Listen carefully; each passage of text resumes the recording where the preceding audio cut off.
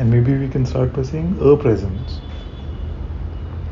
Let's not even say God's presence. Can we confirm a presence? Is there a presence?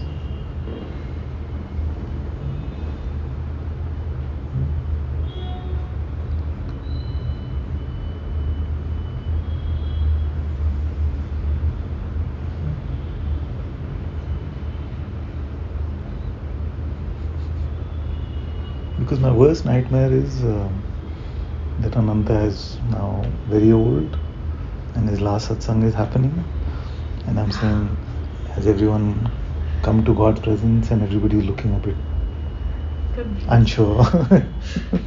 And I'm saying, so what have you been doing for the last 30 years? So tell me now. It feels like this. Initially, when we are too involved, when I am too involved with the world activities of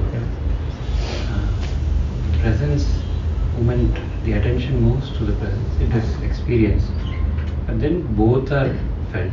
The person and the presence are both tangible. Person, tell me how the person is tangible, in what way? Person in the sense, I would say that the involvement with the thoughts and the mind, and therefore the experience of this psychicism, that is still seen. It's heavy in a sense, in some way. But so this, you're buying into your thoughts, and God's presence is palpable? Is palpable. Try to make both happen. Get involved with the thought and keep his presence palpable. How? That's what he's been able to do it, so I'm asking him. Not so much involvement with the thought first, but just that it's more, I would say, from an experiential point of view. The experience of being with the body and being in the presence is clearly distinguishable. Yes. But sometimes it feels like there's a space in between. So are you referring to sensations or perceptions as person? Yes, sir. Okay. No, it's not that. In pure perception, as you're empty, the world can be perceived. And perceived very beautifully. In fact, when we are empty conceptually, that is the only way in which we truly experience the world. Otherwise, we're just caught up half in our head and half in perception. So we miss the beauty even of this world. You see? So you don't have to worry. And as part of the perception of this world, you perceive the sensations of this meat basket. It is fine. It doesn't get in the way. There is no person involved in that process of perception. So the idea is not to be empty of sensational perception.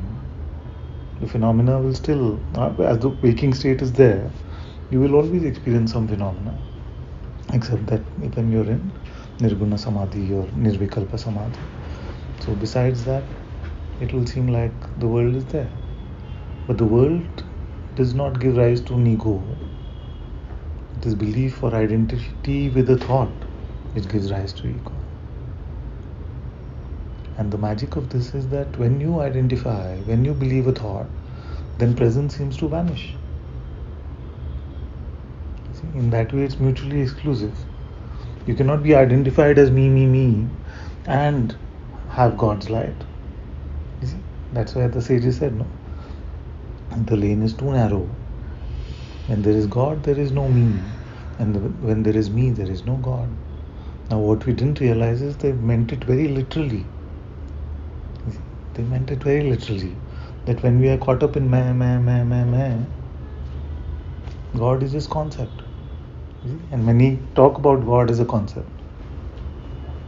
I found God. When I met God, this is what happened. You see? But actually they're not talking from a live experience of His presence. They're just talking about some memory, some idea of experience. You see? So the minute you grasp the me, then it seems like you lost the presence. Does the presence go away? No. You see? Now in avidya, Vidya doesn't go away. The part is added to it. So the ignorance is added on top of the truth, the self. And that's why Bhagavan Ramana Maharishi said, the self will never be an attainment or something new that you will get. It will just be a removal of the false. It will be a removal of ignorance. When a Vidya goes away, then Vidya is apparent, Jnana is apparent. So how to come to God's presence is to be empty of the me.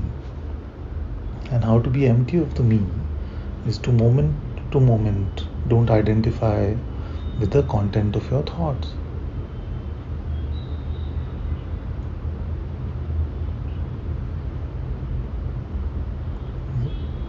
So that is emptying the lane for God. And after that, there's nothing else we can do.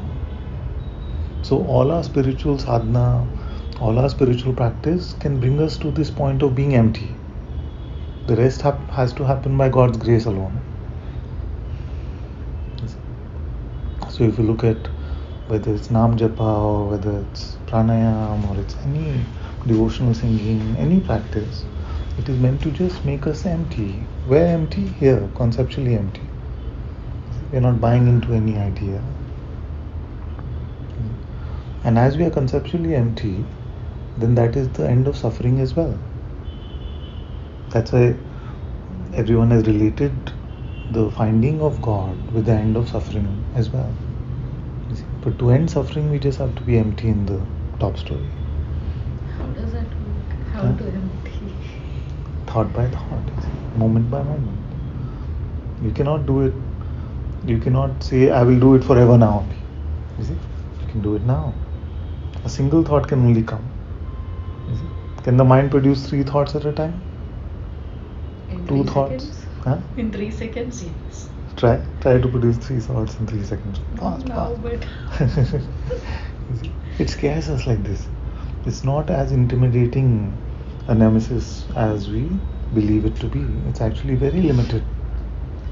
It's just a simple voice. You see, it only speaks one word at a time, one thought at a time. So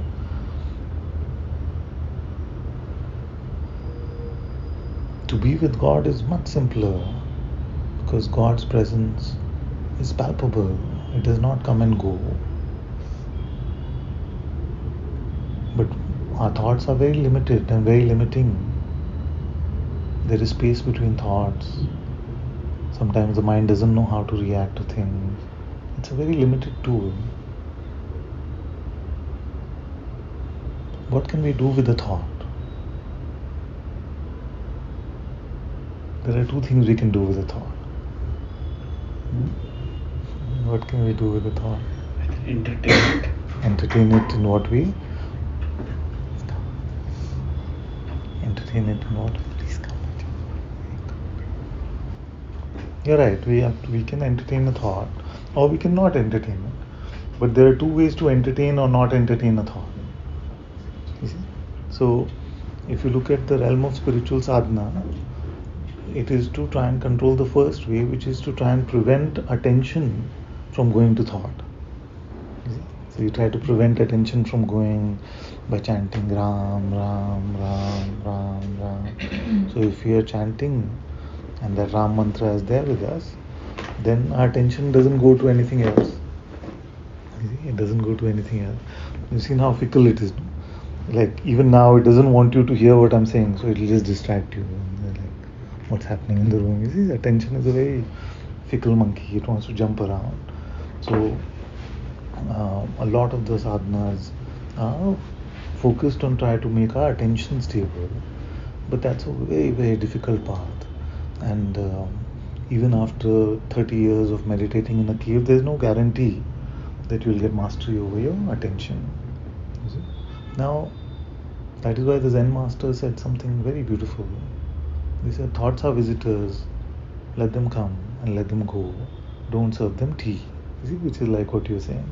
So, to perceive their coming and going, attention must have gone on them, isn't it? So you perceive that it came and it went. So what is this tea part?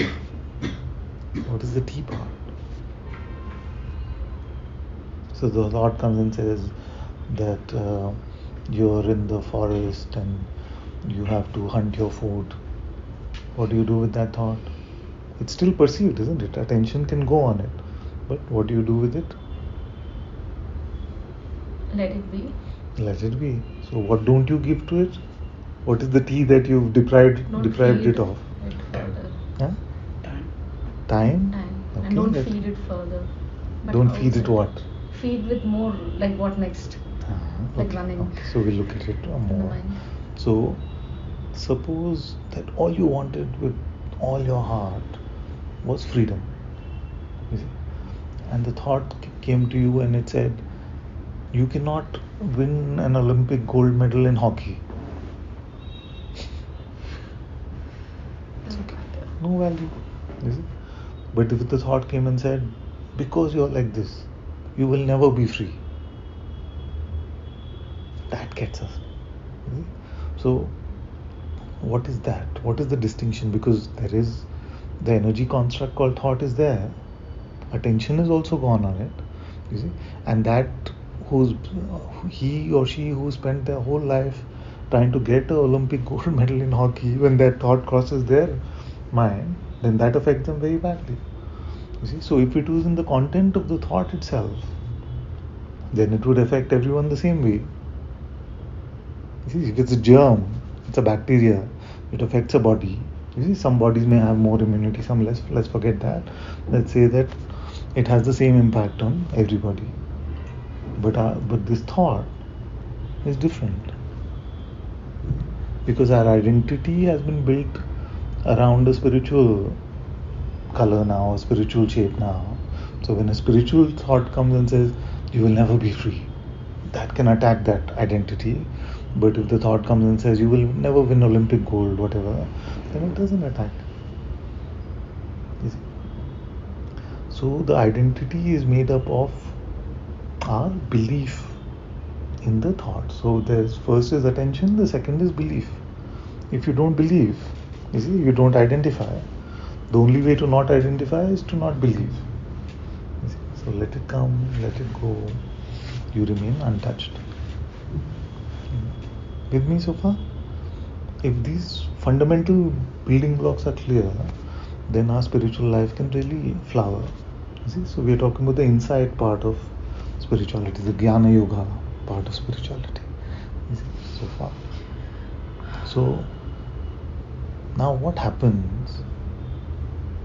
Then we take a big leap. When you're empty of belief in a thought, you see, are you aware of just the perceptions of the world? Or is there something else also that you are aware of? And to call it the thing would be to push it too far. Let's try now. Don't identify with the thought. Is there only the world? Huh? Is there only the world? It's very subtle.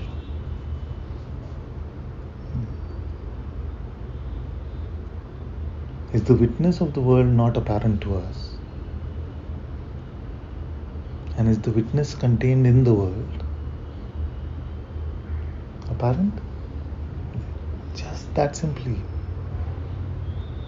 It's apparent, but it doesn't have a color, shape, or size. Because if you say, who is witnessing the world, you can admit that it is I. I am witnessing the world. See? You can't deny it. You are aware of this perception in front of you. It's undeniable. But what does that I look like? Can that I be perceived? The one that is witnessing the hand, the perception of the hand, can that be perceived? Let's try and see for ourselves.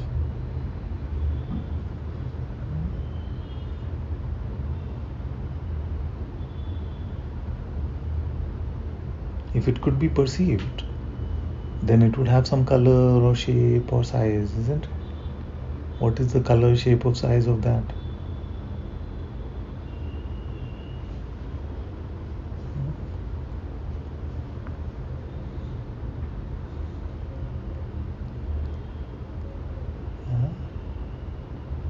Come. We are a small bunch, so let's make it interactive. So what is the color, shape, of size of that which witnesses all of this? Doesn't have, no? Doesn't have. Are you just guessing? Not guessing. But you're not perceiving it also. Because it doesn't have a color, shape, or size to perceive. If it's confusing, I'll repeat this 100 times. It's very important. You see? So, you're clear that this I is witnessing the world. Yes? You are witnessing the world. Now I say, what does this I look like? You say, I can't find any shape, color, size. You see?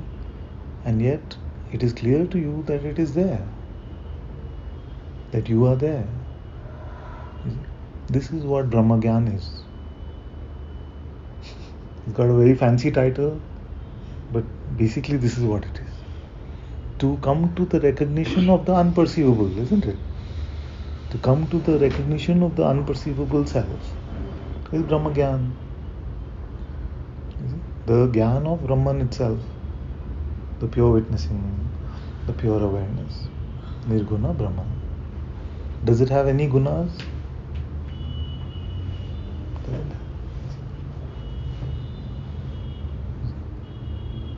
Now we may say it, like we refer to it as it or that, I am that. You see? But who is it? Who is it really? Huh? It is you, no? It is I. So this I that you are doesn't have any qualities, shape, size, color, birth, death, past, future. Doesn't have any of this. Anyone confused about this? Anyone doing something else only? You can come back here. Because sometimes you can say, this is so nice. Just being in His presence. I'm meditating so beautifully, you see. But sometimes even our meditation may get in the way. You see? You just have to follow. So, anyone confused about what I'm saying? When you are empty of belief, when you're not identifying with your thought, this knowledge, Brahma Gyan, self-knowledge, Atma Darshan, Atma Gyan, is apparent to you very, very simply. It needs the innocence of a child, not grasping in the mind. The trouble that we do create for ourselves is we quickly try to make sense of this. So we go back to the mind and say, kya dekha main? You see, what was it? Is this the final thing? Does this mean I'm free? I should stay like this. So we try to build a box around this very simple insight, and that box messes it up again. You see? So you have to remain here. Build your house here, where you don't identify with any of that. You just stay there. And the mind will throw fear at you. It'll say, what will happen to my practice? What will happen to my patients? What will happen to my family? Nothing will happen. Everything that will happen by God's grace. And the only good in the world to happen is God's grace. So we can trust that. So anyone who is not coming to this,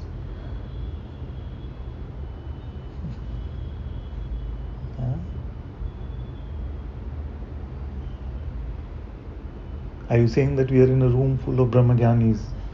Huh? So, you're saying build a house here. I think that part is not. Yeah. So, what does it mean to build a house here? To simply remain. Remain by not grasping at thoughts, isn't it? But I think the success of that is not 100%. For nobody. It is not 100% for anybody, not this one, and not for anyone whose photos we have on the walls also. So don't worry about 100%. Just worry about now. You see? Because the mind oppresses you like this. You see? It says, but you're not fully there. It's not about fully, it's strict you right now. That is important. You see? Because to buy into time, we have to buy into thought, isn't it? What is time for you now? They would thought nothing. Nothing. There is no time. I heard Krishnamurti say that when I was just starting the spiritual journey. I was like, what is he talking about? The end of knowledge is the end of time. क्या बकवास है? क्या है? So only through intuitive insight you see that, isn't it? You see that for what you are, the unchanging, there is no notion of time. Time implies change. Can there be time without change? We infer time because of change. You see? And for that we need memory, we need a lot of notional work to be done. But to the reality of who you are, there is no time. You see? But the mind sells you the story based on spirituality itself. Because Father said, you remain like that. I am not remaining like that all the time. You see? So I am telling you, remain like that every now that you can find. And don't judge yourself on past and future. Just now. So I don't know, when you came initially, I may have just been clicking half the time in Satsang. No? Like now.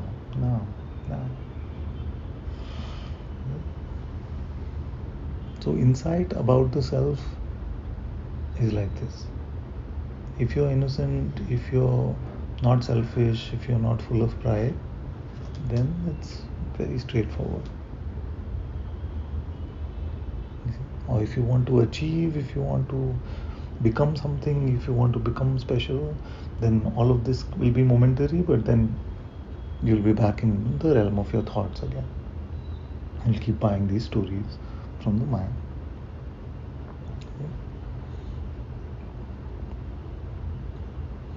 So anyone confused about yourself, your true self being this pure awareness?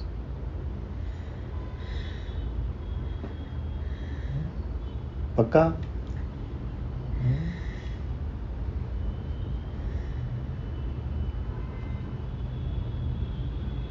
Okay. Now, is there another you? You are this. Are there two of you? That we know because it's Advaita. No? There can't be two. But besides the inference, in our checking, what do we find?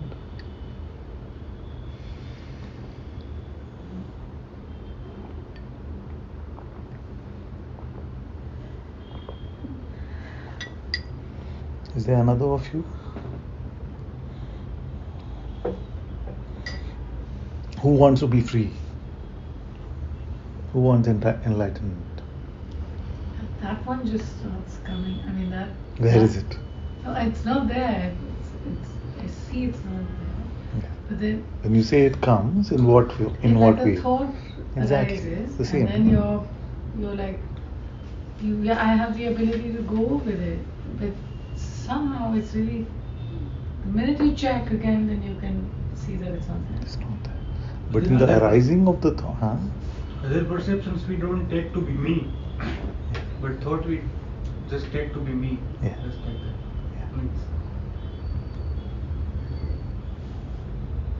Yeah. Do your thoughts say I or you? Both. That's a useful contemplation. I should do that. Usually it's like I should do like that, Yeah. I should not do like Or this. you. See? But when it's really tantrumy, then I say, you are like this, you will never be free, you will. You see? So even the mind can't decide what is the relationship exactly. Sometimes it becomes an oppressor, is it pushing us? Or even prideful. Oh, you are so good, you did so well. Like that it can be you. And sometimes, oh, I shouldn't have done that. I should be more like this. You see? So it's all airy-fairy. There's no stability in the mind. Yesterday I had a really amazing thing. So we were contemplating about that. Who am I with that? And at that moment it felt. There was an entity, but it didn't buy it. It just kept. You quiet. felt there's an entity? So like you say, who am I? So the answer in the mind was, I'm the person. I'm just saying. So the answer came. So it was like just keeping looking and not going with it or anything. And and it just dissolved away. I mean, it was just like, without, effortlessly. And that's the whole, like the looking is so effortless. It's like the non-existent cat just went away. This is, in a way.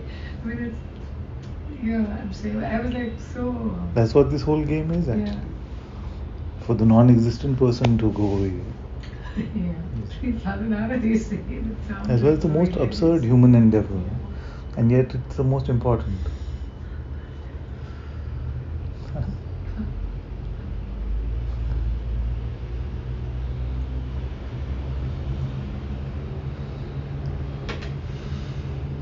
So what's ego then? Is ego just thought? Yes. So what happens is that in this I, which is pure awareness, is it? So what happens? What is the distinction between deep sleep state and waking state? I'm going to answer your question based on that. So what happens? What is the primary fundamental seeming shift? Yeah, exactly. Om is born. I amness is born. Is it? What is this Om? What is this Om? The sense that I am, I exist. You see, in deep sleep, it is just I, the pure witnessing. It notices, you notice that you are. Before the world comes, you come. You see, before the world appears to you, you have to be. Have you ever experienced a world without you being there? You see, and not just you in the pure witnessing, but you as amness, as beingness. Complicated? What happens when you wake up? First, what happens? The first thing, what happens? Then, Yeah, for you to witness something first, you should exist. yes, First. so that is about the witnessing. What is the distinction between the deep sleep state and the waking state? Fundamental difference. What happens when you wake up? Or what has to happen so you can say, I woke up? In deep sleep, I don't know I exist. Yes. The moment there is waking of the body, Yes. my existence becomes apparent. Have you had the experience where you woke up but you did not even feel the sensation of the body yet? Yeah. You had the experience? You see, so it's possible for you to be awake and for nothing to be reported in your senses for a few moments. You see, or like Pankaj in Sahaja, one night he woke up and it was so dark and it was so quiet. He was just like, eyes closed same, eyes open same. So it can be a bit strange like that. But you cannot be confused that I am awake. Even if you don't perceive anything, you know that you are awake. So the wakefulness of this being, you see, so this is called the I am. So I, when am emerges from that, being emerges from that, which is the same as Om or Atma, or we call it the presence, beingness. So from the Paramatma, the Atma emerges. You see? And the distinction is not real, it is only qualitative. This is like water and ice. Are they truly distinct? No, they only feel different. You see? That's why you feel a difference in the sleep state and the waking state. In actuality, nothing has changed. In reality, nothing has changed. And nothing that can happen here in this realm of perception can hurt that which is there even in deep sleep state, the true self, this pure awareness. So this is not the ego yet, but this is the birth of being itself. This is God's presence. God's presence wakes up within yourself. That's why you may hear the Advaitins say that I am the absolute from which even God takes birth. Maharaj would have said that a few times. So they say, I am the absolute. Even God wakes up inside me. This is what he means. Some have called even, of course, the absolute also as God. But that's a matter of terminology. as long as you can spot the taste of being, you see, primordial vibration, the Om. It's there. Can you notice it? If you can't notice it, try to not be. So there's a sense of existence that you're tasting, on the basis of which you say, I cannot not exist. I must be. So this is the presence of being. This is the Atma, this is the Holy Spirit. This is God's presence. This is the Sadguru presence. Whatever glory we can give to this holy presence. So when it is said Purnamadam, Purnamidam, this is what they're talking about. From the whole, which is the infinite, boundless, in fact spaceless awareness, is born this infinite being, in the light of which all of this world and worlds are projected. So you notice that all of this you observe with your attention, but your attention can never leave your being. You see, you cannot send your attention out of your being. It's only navigating your own being and perceiving a world.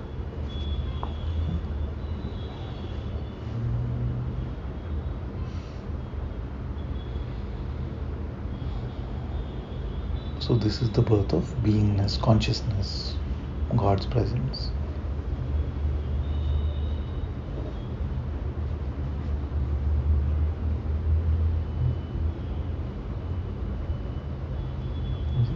So this is the way to come to it from this side, from awareness inwards.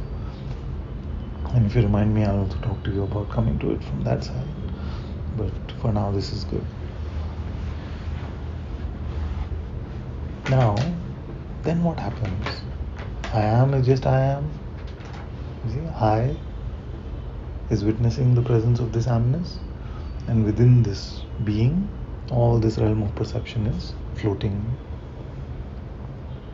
Like Maharaj said, is like a firefly in front of me. In front of awareness, all of this play is nothing. It's just a shining light. Then what happens?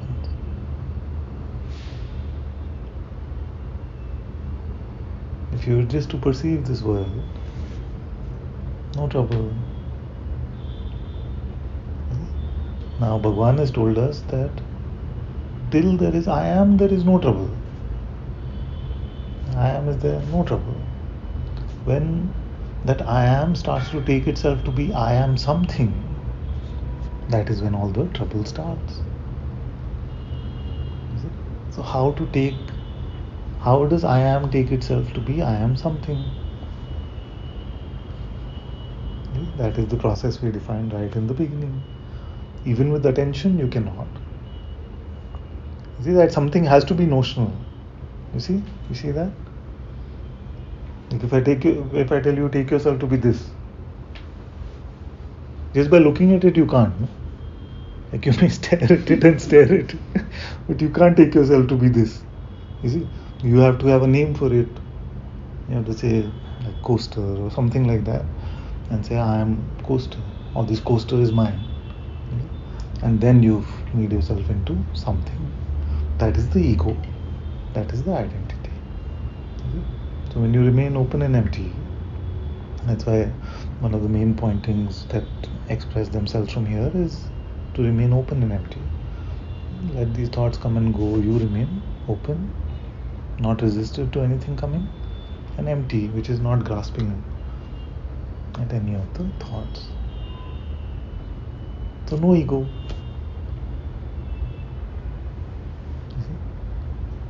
So you don't have to kill the ego. You just don't allow it to take birth. How do you allow it to take birth? By taking yourself to be something, somebody. I am good, I am bad, I am a spiritual seeker, I am man, I am woman, I am so many options available to us. And all these ideas that we buy become the pool of conditioning, the pool of asanas, as the sages have told us about. But you don't have to deal with the pool, thankfully. You don't have to dive into the pool and chop it up. Nothing you have to do. Because when you're empty, the pool has no effect. But if you tug at one thing, if you tug at one thought, you believe one thought, the entire pool is there. The tree of conditioning is fully available, not as an advantage, but it's there to oppress us. So you don't have to chop your vasanas by diving into them and killing them. You see, oh, I've killed my greed, I've killed my lust, I've killed my this, I've killed. You see, and one day hoping that the ego will die like that. It doesn't, because by the time, like Guruji says, you've chopped off one branch. By the time you come to the 10th branch, the first branch has already started growing again. You see, so that process of cleaning up doesn't work.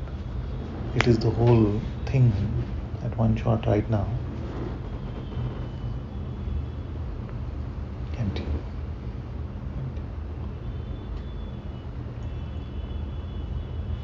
The mind's work is very difficult.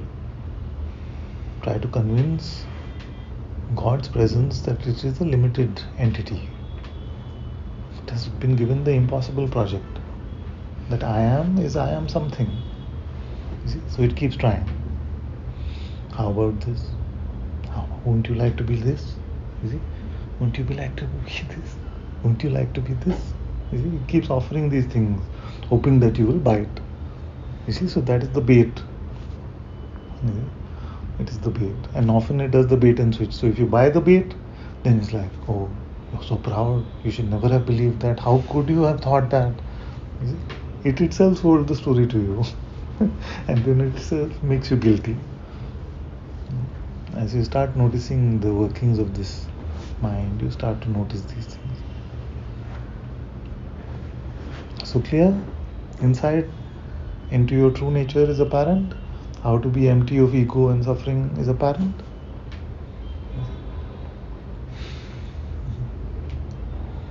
One of the biggest resistances that I find in satsang is that your mind will tell you, how can it be that simple?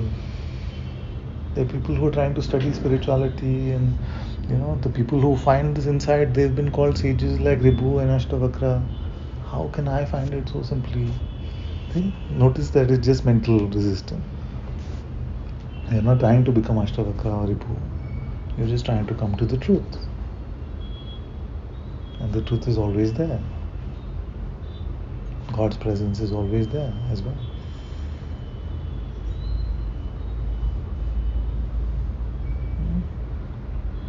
Clear? Now this should actually be the end. And for many years my satsang, that would be the end also, mostly. But there's a strange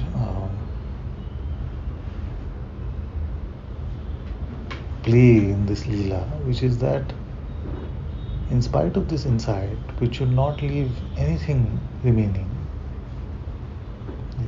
there is nobody that I have known or ever heard of who has been able to be fully empty in this way.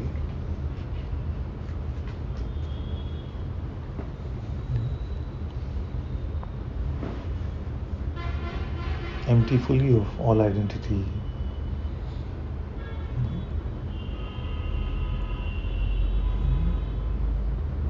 Even Ram is said to have got into grief when Sita was taken away, or when he felt that Lakshmi is dying. Or at least in the Leela, he played that way. What is the point of the play? To show us that even God himself, when interacting with this Maya, can have moments or times in which they can get into an identification, a belief in the separation.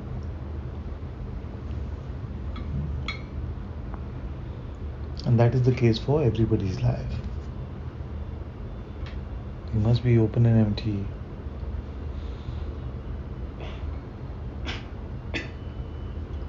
But without the anchor of bhakti, you see, nobody is purely a Jnana Yogi. And nobody is purely a bhakti. And we be bhakti. But if you're not coming to the inside, then your bhakti will seem very surface level. It will seem very conceptual.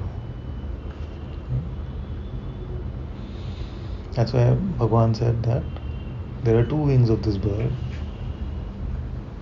One is jnana and one is bhakti.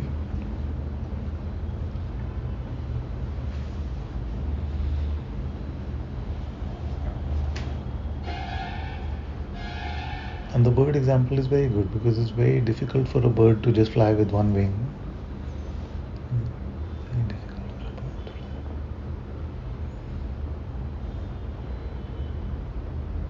So although there is no duality, in our life experience some duality remains.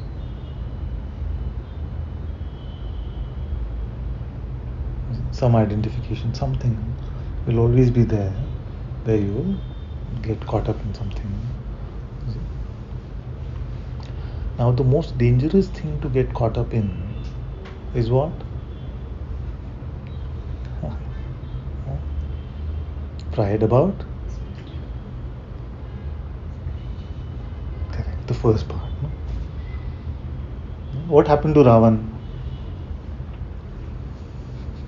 Who knows the story of Ravan? Everyone knows the story of Ram, but who knows the story of Ravan?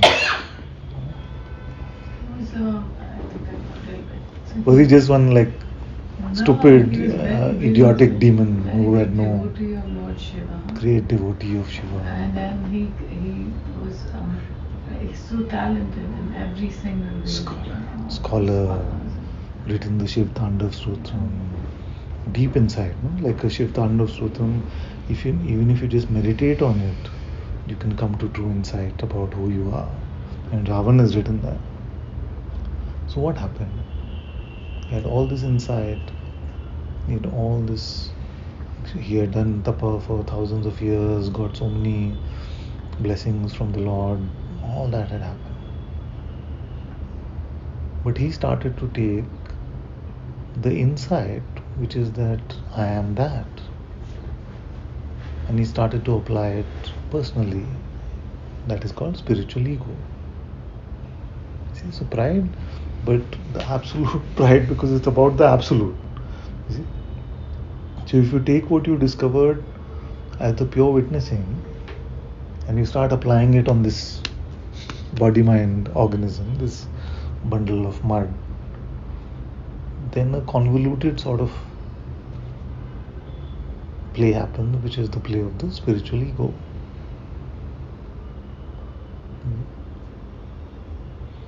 And like I said,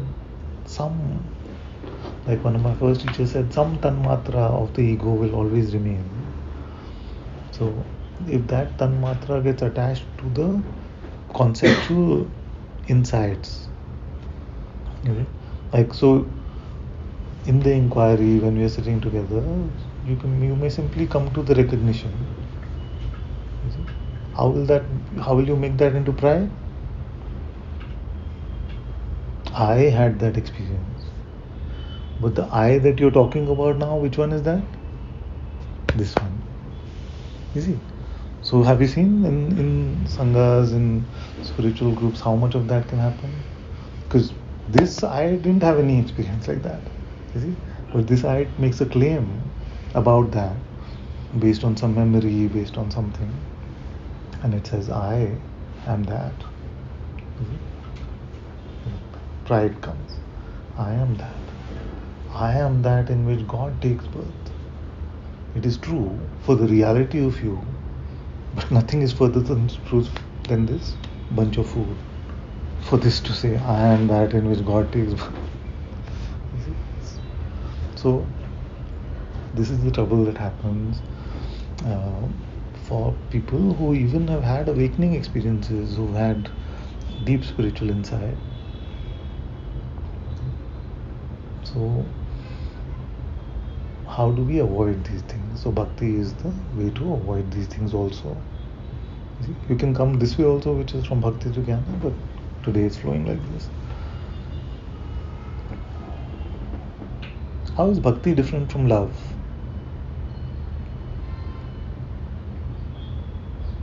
Why do you say bhakti and not prem or love? No choice. Love may be having expectation. Love may have an expectation. Okay, very good. But let's say it's even unconditional love. Is it? What's the difference between bhakti and unconditional love? Faith. Trust. Faith. Okay. Trust the love. So let's take an example of human relationships. There are some married couples here. You may say that I deeply love my beloved, I deeply love my partner. But can you say I'm a bhakta of her or him? No. Why not? Because the ego comes. which says what? That I love you deeply, but I am not follow your will. I have my own will. You see? I am not going to follow, I am not going to give up my independence for you. I'm going to follow my will. You see? So there may be deep love.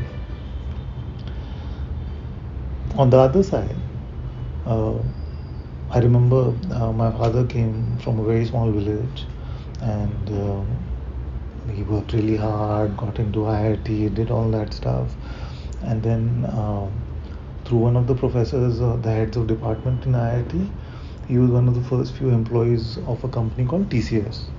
So he had a boss called Mr. Kohli. Now my dad would follow Mr. Kohli's words like it is Hanuman and Ram. Okay, he was just like, अगर बोल दिया तो बोल दिया था. So he's just like that much of a follower. Is it? But does that mean that he really loved him so much? No, he just realized that he is the man who's worthy of respect and following, and he can make my career into something good. So he just follow, and in terms of his career, that worked out for him.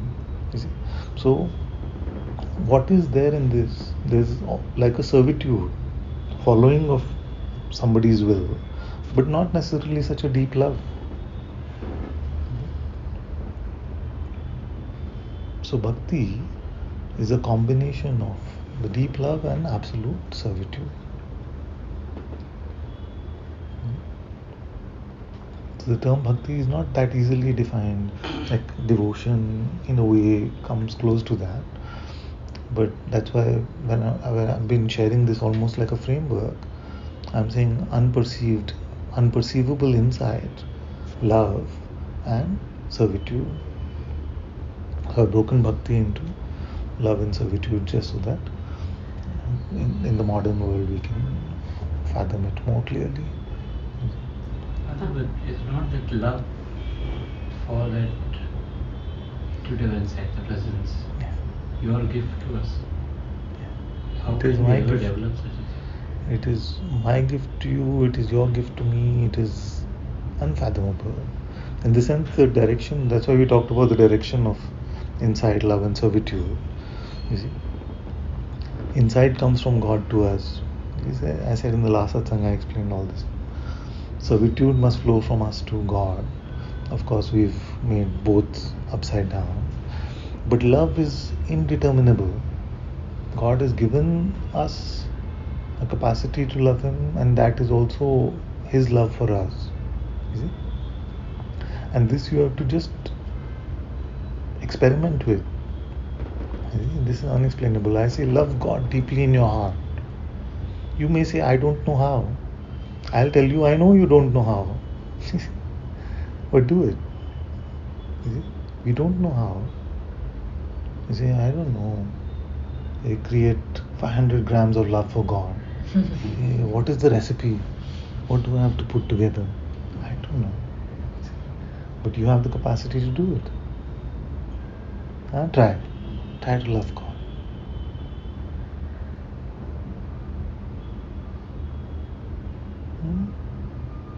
What happened?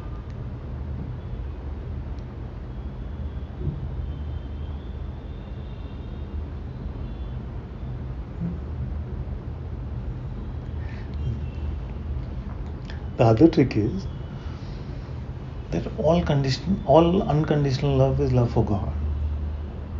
So if you feel that I can't love God, but you love somebody else, remove all conditions from that love.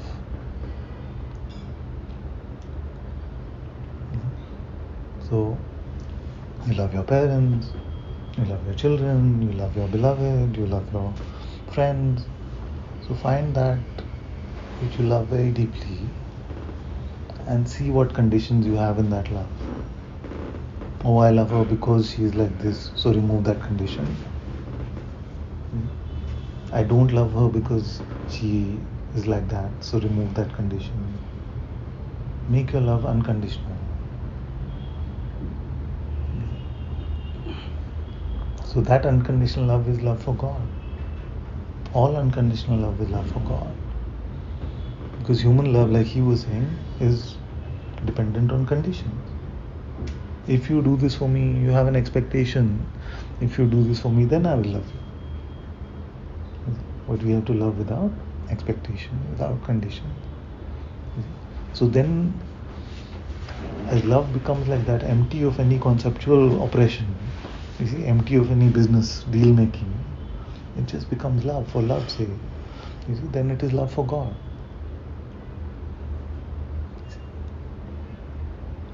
So actively love God in your heart, just in innocence, because Father has told you. You don't know how to do it, but He has said, so there must be something, or He's become really stupid these days. So follow like that. If even that seems too far-fetched and you rather sit and inquire, then find that which you love. And all of us in the human condition love something or someone. Make that love unconditional. Turn all your love into unconditional. It'll never, again, don't oppress yourself with 100%. This game is not about 100%. This is to deepen more and more. Deepen more and more. Nobody can ever say we've come to 100% love. And we can never really do an audit and say my love is fully unconditional. You don't know, tomorrow something will show up. You'll say, that's too much for me. That's too much for me. So many children have come to me and said, Father, my life is yours, fully do what you want with me. I'm fully surrendered to you. And then few months later, Satsang, the Sangha became a little bigger. So then they developed a condition. Oh, it's too big now. We don't get the kind of attention we used to. So I can't come to them now. So what happens to all that my life is yours forever stuff? We can never predict what is the condition which will come tomorrow. Father, this morning something triggered this looking that the way I love my father, I love my sisters in the same way, Father. And I was looking at this and I could not find a difference in the way that I love you versus I love, and some incident triggered this. And the mind said, I could hear it very softly, that that's not right, or something like, how can you love Father is You Father? must. But Father, in my heart, there was the same love that I feel for you, for my sisters, and only some or all? for all. So Father, I was looking at this. It was just love. I cannot say some. I may be attached to some more because of the interaction or some, but I feel like the scene was that it Love was just itself is- love, Father, And you can't really, when it's unconditional, you can't say who it is for ultimately. Isn't it? and Father, it was not quantifiable in the sense that, you see what I mean? It has. You can't say who it is for because it is for God. And we can't say what is the direction of it, whether it's coming from God to us, whether it is coming from them to us, it is coming from us to them, because all duality in the space of unconditional love, all duality goes away. You see, so this is what I was saying, how to come from the bhakti path to inside. So when you're in unconditional love with God, or just unconditional love, then your presence is apparent. Because the source of that love, the space of that love, is His presence. It was just love, Father. There was nothing before or after. But look at it, where is it coming from? Like without your presence, can there be love? Is presence dependent on love, or is love dependent on presence? Even this highest unconditional love needs there to be a waking state. Deep sleep state, is there love? No, there is nothing at all. Not even love. Father, can I answer? So, It's a Father, different type of love, which is non-separate. Go ahead. So I've been looking a lot at like this trees and plants, and yesterday also. So Father, you said about duality, and so can we say that duality comes because of this ability to think? Yes. And so Father, animals don't feel duality.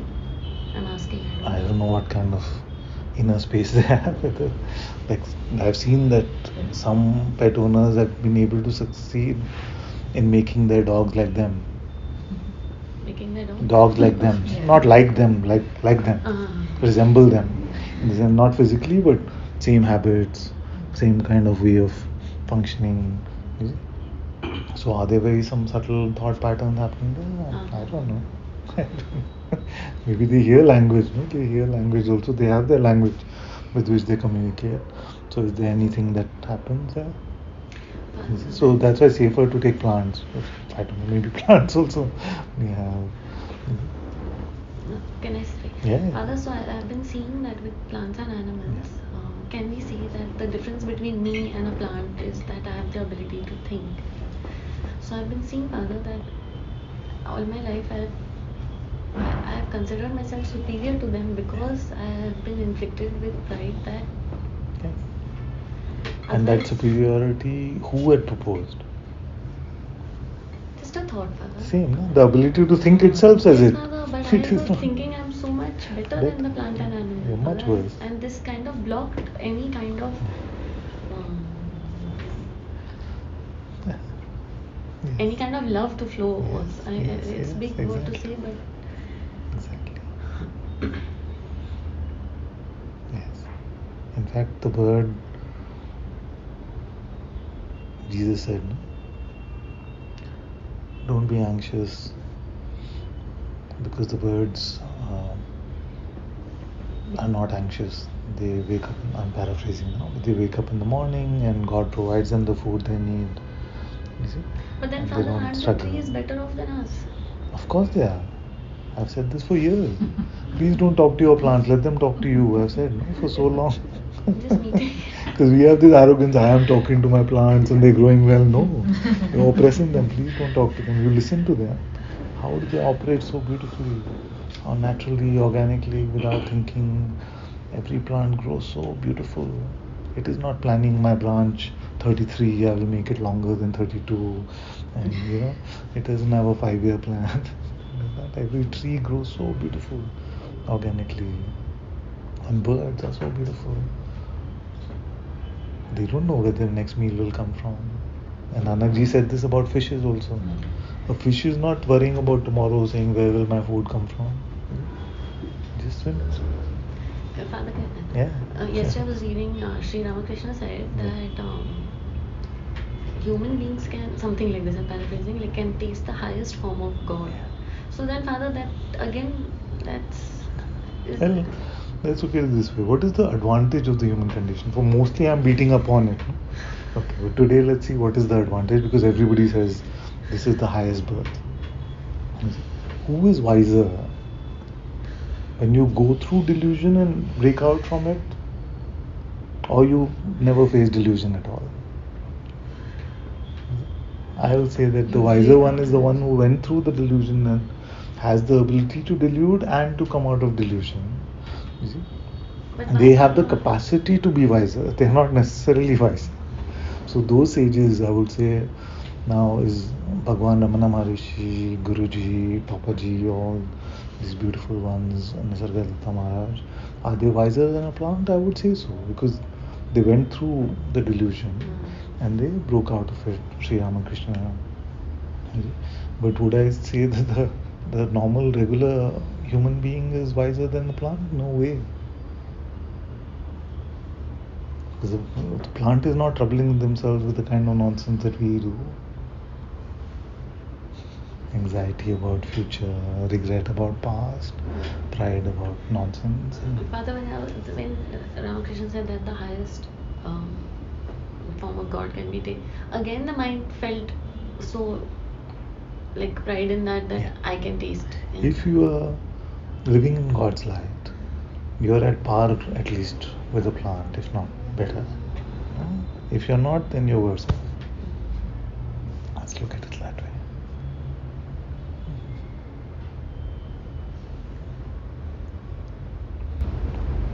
But can you say more about that love thing? So that Yeah. I mean that love doesn't really have a label, meaning of who when you're as present.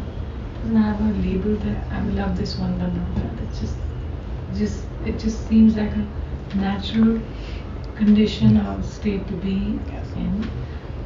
And then you said something else, but that I think. I mean, I feel what you said, but then you said that. When we are deeply in love, Yeah. you see, I don't know if this is the answer to your question, but this is how it's flowing. So, when we experience a deep love, and I'm proposing to all of you that you can actively do it, and I know that it is seeming strange to some of you. That's fine. So, when you're in this deep love for God, then how strong does the mind seem? Nothing at all. That same identification, the same trouble, which may seem so difficult to drop belief, because many of you have this tantrum. No? Father just said, don't believe your next thought. You see, but tell him try and live like this with these kind of people and conditions and things like that. You see? But it's really not about that. And yet, deep love is such a beautiful anchor. It's a beautiful antidote, you see, to the temptations of the mind. When you're so deeply in love, do the mind's proddings and temptations saying ye ho jayega, wo ho jayega, ye mil jayega, do they seem valuable?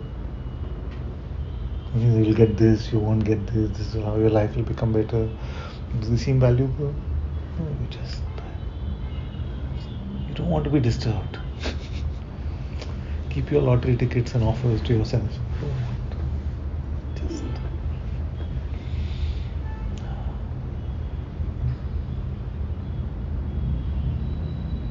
so as you're empty, then this love emerges. As you love, then the emptiness is easier. So both ways. Yeah. No. Father, you said that it's also been seen here that unconditional love is for God. But Father, I feel like unconditional love is the taste of God, Father. Can we see like Yes. It's the taste of God in the sense that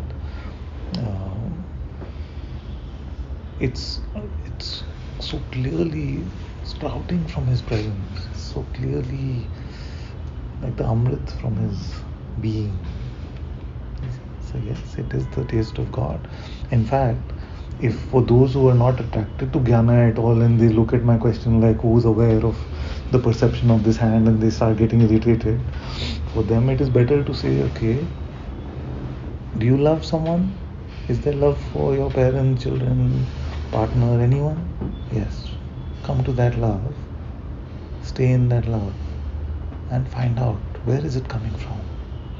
What is its source? Then they can come to God that way. Can come to God that way as well. Because as I said, we can come this way from awareness to being, to the play of the world, or we can come this way from unconditional love to God's presence to the absolute. That is the Bhakti Marga. That is the Bhakti Marga. Love God deeply. Sing His bhajans, chant His name, praise His glory, love Him deeply. This is the Bhakti Marga. Love Him so much, so much, so much. in this taste of this unconditional, there's no like boundary to it or limitation. It's just No boundary. There's a boundary.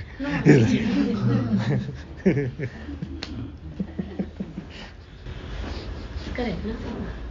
So, Father, just to clarify. That's a condition, is it? Don't laugh. Just to clarify on this unconditional love, I'm going to take a couple of other teachings I've heard around it, where in terms of unconditional love without boundaries, I get all of that. But when we interact with the world, and let's say there is an imbalance or toxicity or something like that, I remember Master Rupert had said at one point how there may be personal likes and dislikes, or Prabhupada Ramdas says that the spiritual heart may hold compassion and love, but the human heart may cry, seeing the suffering and all of that. So if there is I do not know if it is a personal like and dislike at that point. So when there is toxicity or an imbalance, there is this need or pull towards ensuring that no one suffers or no being suffers in wherever we are put, right? So is that then a personal preference? Because, so let's say there is a oppressor and one who is oppressed. Of course, we can hold space and compassion and be unconditionally loving because we understand the human frailties. But the one, let's say the one who's being oppressed, also requires a little bit more, maybe love or courage or whatever. So when we are around such circumstances, how do we share our love? What do we do? Of course, even here, Master Eckhart had said, you either accept, you change, or you leave, right? And by default, I am not someone who can accept toxicity or imbalance. So I always work towards changing and reforming, and I try my best. If it doesn't happen, then I have a tendency to leave. So where does this stand in the... Thank you. So, thank you for asking this question, because it brings me to a beautiful pointer that I should have shared with all of you anyway. Everything that I've said so far is about our inner space. The inner space, which is really that we are drawing a provisional distinction between inner and outer. But it is not about what action has to unfold, not yet about, and we'll talk about what is the action that should unfold. So what I'm talking about is inwardly empty, conceptually and heartful of love, inwardly. How that translates into the outer world. So if I love you deeply, but if I see that you're getting involved in some stupidity, some bad habit, so I may say, so it may not look outwardly like an unconditional love. You see? So the question really is then, how do we pick between the option to be strong or to be loving or to be, you see? And that is a centuries old problem in terms of how does one live this life, is it? So if you look at epistemology, ontology and ethics, you see, once you've solved what is and what really exists and is there true knowledge and can it be found or not, then you come to a point of, now that I know all of this, how am I supposed to live? What am I supposed to do with this stuff? So I will come to the way to live in a moment, just to keep the flow, the sort of framework. And if I don't answer this question, then remind me and say what happened to my question. So now we've come to love and servitude being the elements of bhakti. So love deeply, fully in your heart. That becomes an anchor to your intuitive insight.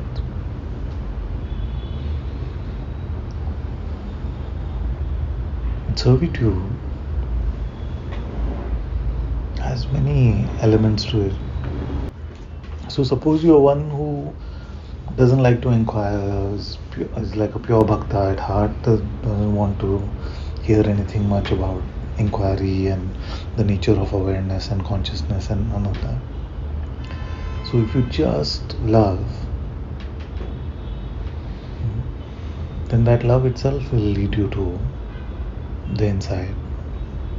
In the sense that we come to the, like there's a bliss, so somebody likes jam, somebody likes peanut butter, whatever, cookie butter. So you get a certain enjoyment from the taste, isn't it? So this is Ananda. There's another Ananda of just being in the presence itself.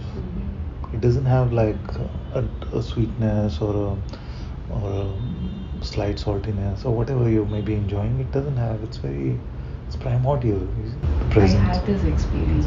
Yes. I was into that, just with the presence Yes. was for a long time, Yes. and that unconditional love Yes. and that Ananda at the same Yes. time. Yeah. Yeah, I had that. Yeah. Exactly. So the byproducts of just being in the presence, this love, this peace, this joy, very good. So never leave Narayan for his prasad though. So just keep focusing on the presence. It's very beautiful like that. To love anything or anyone without conditions is that. So that's the benefit of having a guru. Many times we don't know what we can love so deeply and unconditionally. But if you find a guru and you've done all your, in today's world it has to be said, that you've done all your due diligence and you've seen all the you spend some time seeing that there's no exploitation, it seems to be coming from the heart, then you find a provisional like focus that you can love fully.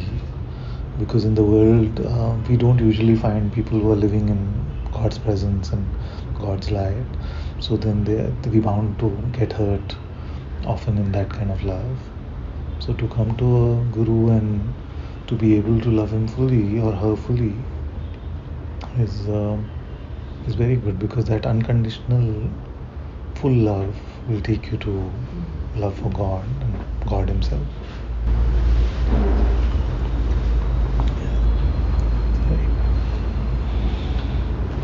So, Father, is this the Bhakti Marga, which also takes people to realize their presence Yes. core? Yes. It works that way. Of course it does. Yes. It's beautiful, beautiful path.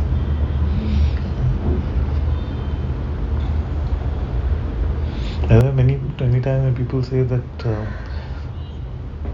that Ananta is like an Advaitin or a Advaita Vedantin, so more Gyan Margi than a Bhakti Margi. I'm not sure actually. Sometimes I feel like that. But can I really say? No, I feel like I'm so deeply infected with God's love. Sometimes I know my expression can be academic because of the conditions that play out in this expression, but more than anything else, I feel like so much love for God. So I'm not able to categorize my expression in those boxes that simply. When I was asking you, Father, that when I said that this unconditional love is a taste of God, what I want to check is this conversation we had some time back, that love is God, but God is not limited to love. Yeah. This is in the same. Can you No, I said that God makes love love, but love does not make him him. So when I said, Father, So God is like. So is the finger the body? a part of the body. It's a part.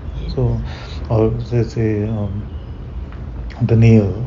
The nail, we may say, okay, it emerges from and it's deeply connected with. But and it can lead to. If you hold the nail of God, it can lead you to God. So it can lead to. But God is not constricted to the box of love. You see? God is much beyond love. Unfathomable. We can't label what he is. So he's worthy of love and he's the most loving. That's why you say that it's the anchor, because it kind of, yes. It's the anchor, yes. because you can taste it. You can taste it and it's like because we're so used to manifested, we're so used to name and form, that initially we may need to cling on to something. So love is a very beautiful anchor.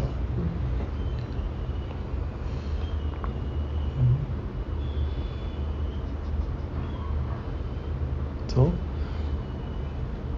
servitude, what is that? Literally, what does it mean? To be a servant. Servant to Him, to God. So, how to be a servant of God?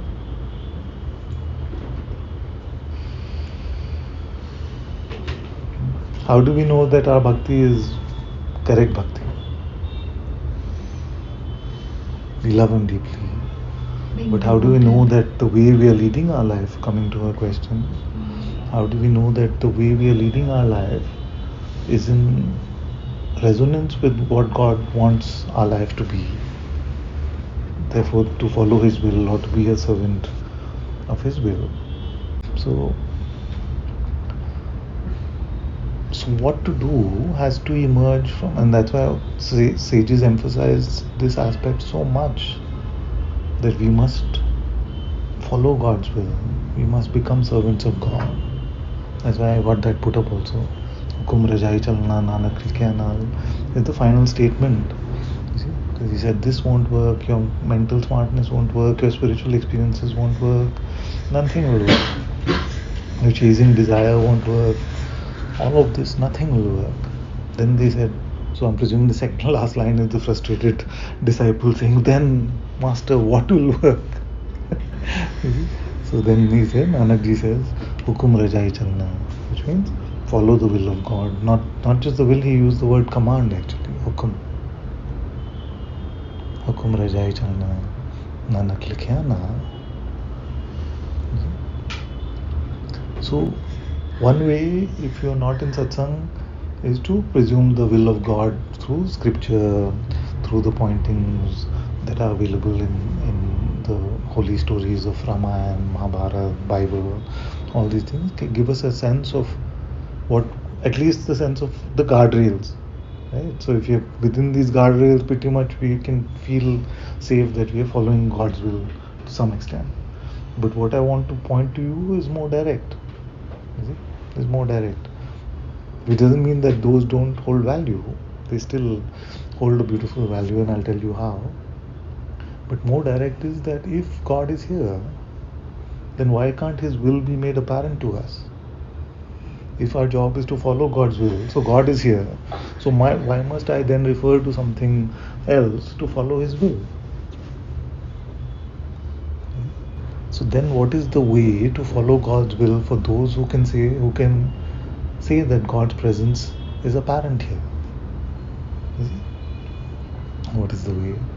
So first is to follow Master Bankai, and he said, in the unborn all things are perfectly resolved. In the unborn all things are perfectly resolved. What is the unborn? The same, conceptually, open and empty, not serving the visitors tea, the same thing. The unborn is the unborn mind. The mind is not born, and therefore there is no time, there is no space, so we remain in the unborn. So what happens when you're empty? What is your experience? Does it seem like you're lost? In fact, you may notice the mind may scare you and say, you will quit your job, your responsibilities will be all a mess. You see, it may scare you this way.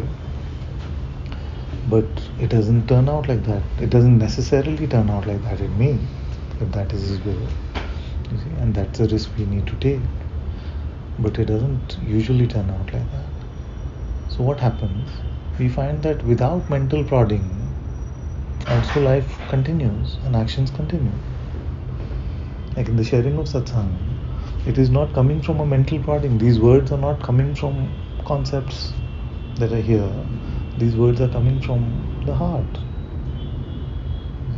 And all of us already live our life in a very big way like this, although we may not notice that. You see, we breathe like that. Many of our functioning Most of our functioning, in fact, happens like this, intuitively. But we don't trust the emptiness enough yet to allow the words to flow from there, to allow the actions to flow from there.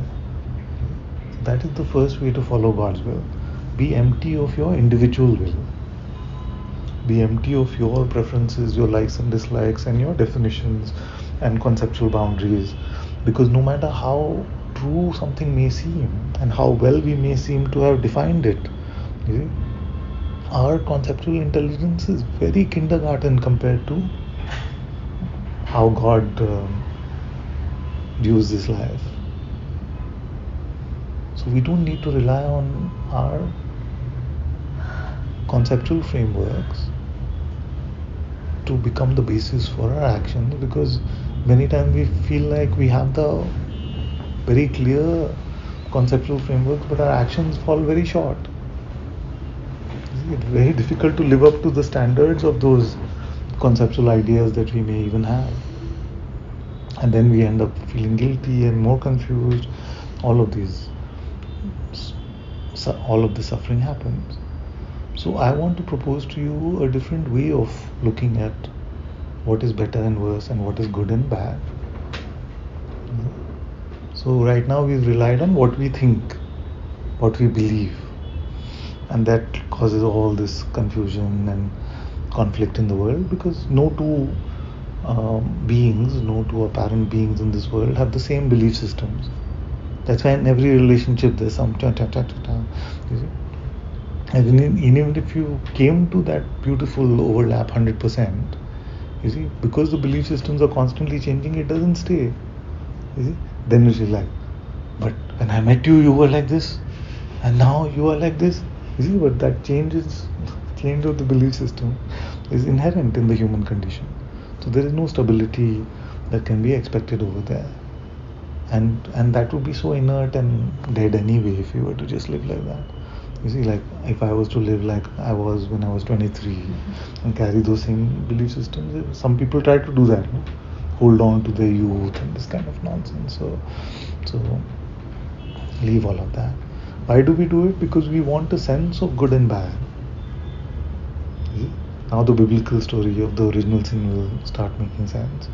Because we want a sense of what is good and bad, so that that can determine what our action should be. You see? If I don't know right from wrong, then how will I determine what is the right action? You see? So I have a radical solution for that, which all the sages have actually told us, which is that we must lose this conceptual framework and we must be guided by God's will moment to moment. And the only thing we can determine to be good is whether it is coming from God or not. You see, so the good is that which comes from God. Plato sort of equalized good and God in the same way, right? So when he talked about the good, he was talking about the absolute. So, but let me say that if you were to determine the goodness or the rightness of something, we have to look at whether it is coming from our intuitive insight, the Sadguru presence within, or it is coming just from the stale conceptual framework, which may have been valid yesterday, but maybe the world has changed completely today. We can't really say, or maybe we are completely wrong because we've been so wrong so often in our mind. There is no way to determine that we can do a self-check and say, I'm definitely right. It does feel definitely right. You see, we want to be definitely right, but there is no determination of that. If you look at yourself from 10 years back, there were many things which you felt are definitely right. You see, and now you look at them today and say, what a naive, stupid idea. You see, it's not like that. You see? So how can we check for today's ideas? We can't. You see? So is there a higher way to live? And why did the sages all tell us to live like Hanuman, or to be a true Muslim, or to follow God's hukum? To be a true Sikh is to follow God's hukum. And Jesus said, you must follow my Father's will here on earth as it is followed in heaven. So every path emphasizes this. But we are going away from a presumed will of God, which the scriptures may offer us, to a alive will of God, which prompts us, which nudges us, which moves us moment to moment.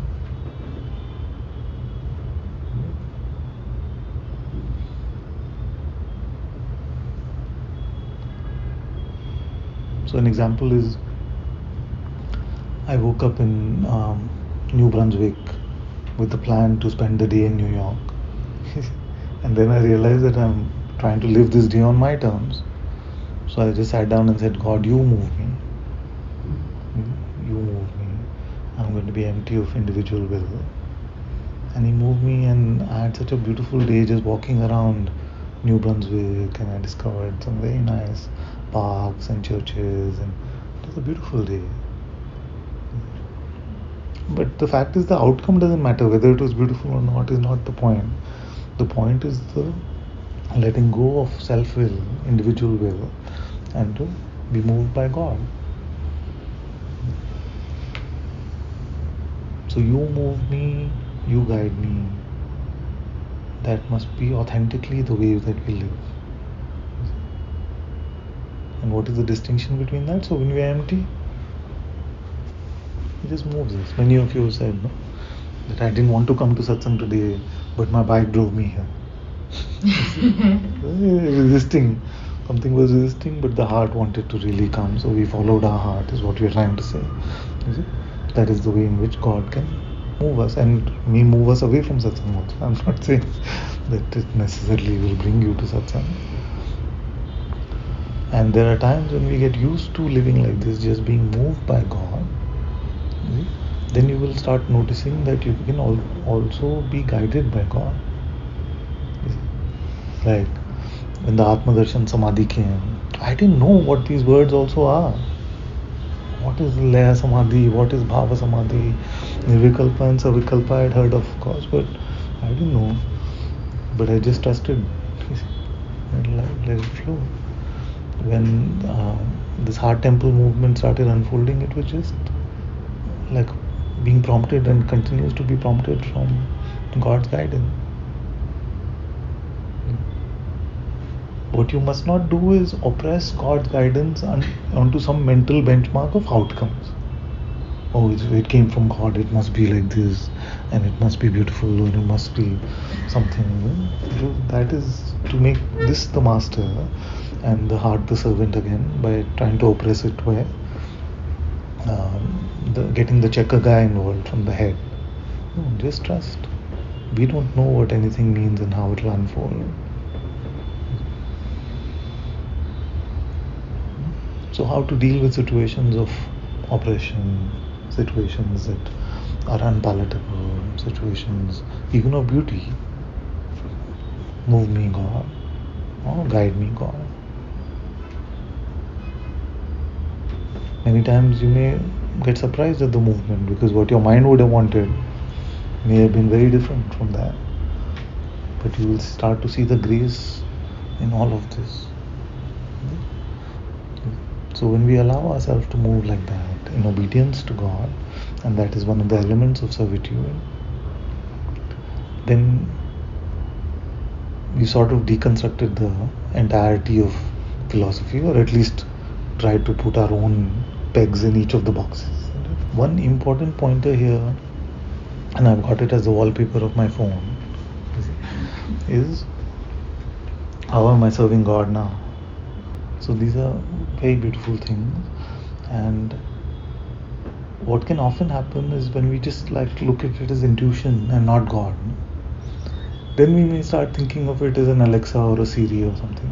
You just go to it and say, what do I do now? Siri or ChatGPT, or what do I do now? So then it's like reverse servitude, no? Then we've got this device which is serving us, you see, and my will. And then you may go back and say, that was really bad advice, it didn't help me at all.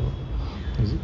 But really to recognize, so should I go through all the elements of faith? So faith is to recognize that the presence of God, the presence of the one that we are experiencing intuitively is God. And who should we serve, our mind or God? We are going to serve one or the other. So, just to use her example, we are either going to be in service to our conceptual frameworks, which we may have created with a lot of effort, you see, or we are going to live alive in that moment to moment movement, in the moment to moment guidance that we receive. And as it starts to become clearer and clearer that this is God's presence, it truly is the Atma, it truly is the Holy Spirit, it truly is the Sadguru presence, then the question doesn't seem very difficult. You must obviously follow God's will over our mental frameworks.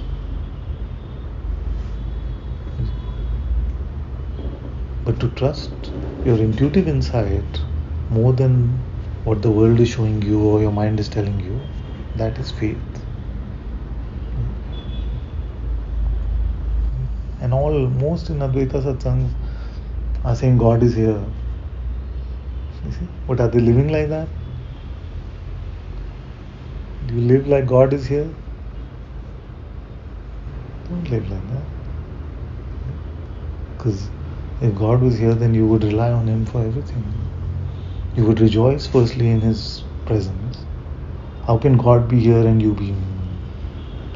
Can I make that face properly? Very difficult to frown. How is it possible? But we spend a lot of time not rejoicing. And rejoicing doesn't necessarily have to be all outwardly dancing and all that. It could be inwardly rejoicing His presence, and outwardly you may seem just normal or not. But if truly God is here, then how can you ever worry? How can you ever be proud? How can you ever have a problem? Because you can just ask Him. You can just rely on Him. So faith is where lip service spirituality, armchair spirituality becomes true spirituality. And the world is full of armchair spirituality, full of spiritual encyclopedias in the head, but no risk in life. In fact, our spirituality has become the mechanism to de-risk our life. So when Nietzsche said we have to live a bit dangerously, we don't, because we are always planning security and things like that. But following God can seem very risky, because next moment if God says you must move to Chittagong or Timbuktu, you just be like, I never heard that. Denial is the best way to look away from God's will. It's like, why? God never told me. Who's going to know? Who's going to know? You are going to know, and He knows. So faith means to recognize that it's not like a form of a force of nature, like a physical force, like magnetism or electricity or something like that, like consciousness. When we call it consciousness, no? Then many times we make it very depersonalized. So for a long time after coming into Advaita Vedanta, I used to feel like, oh, the Christians are so stupid. They say it's a personal God. Don't they know there's no person? How stupid they are. See? But what they're trying to tell you is that it's not just like a force of nature or electricity or gravity. God is a living being. See? So when they say person, they don't mean ego, personal. See? They're saying He is like a Ram or Krishna or Jesus sitting in front of you. There is a being there who's alive, who understands, who can guide, who's intelligent.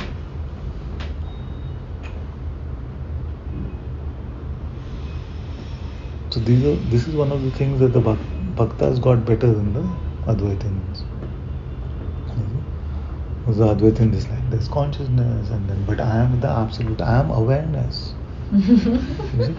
As if you leaped over the moon and went to the sun, It becomes the basis of our spiritual pride, and we don't know what we are talking about, because we are talking about the living presence of God, which is very literal that way. There's a living being there.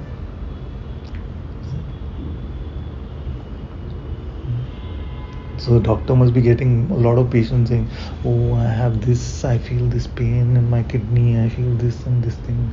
But no doctor ever gets a patient who says, God is living inside me, what can I do? What do I do? There's a presence inside me. See? Some people may go to tantrics and say, I feel I am possessed. See? I feel I am possessed by some ghost or something like that. See? But nobody complains about God's presence. There's a presence here which I don't fully understand. Tell me what it is.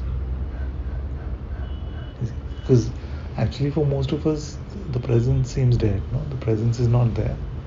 Because we are caught up in the mind.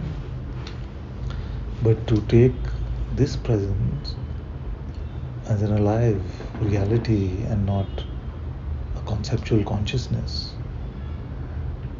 needs faith. It needs us to trust our intuition.